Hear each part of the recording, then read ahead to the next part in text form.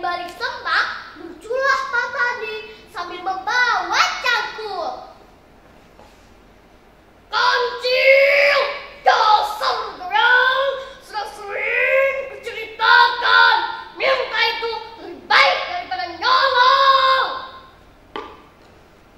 Si Kancil menunduk, lalu berkata dengan sungguh-sungguh,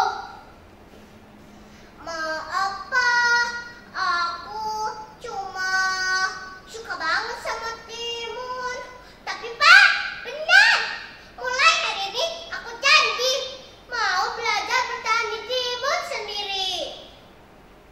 Pak Tani terkejut, tapi dia tersenyum, lalu memberikan sepotong kecil timun.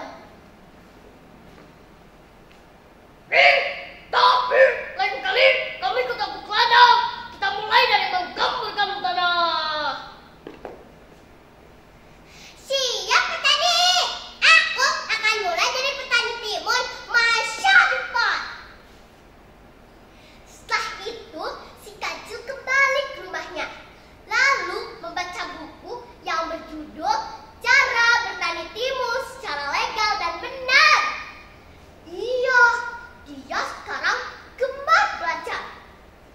Sorenya, ia membantu ibu Kancil bersih-bersih sarang semut.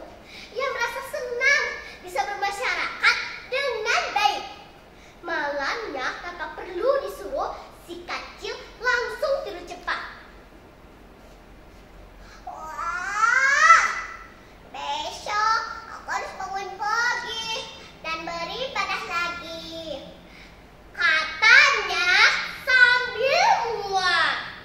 Dan sejak hari itu, si Kancil bukan hanya dikenal sebagai pecinta timun, tapi juga kancil yang hebat, sehat, dan siap jadi inspirasi hutan.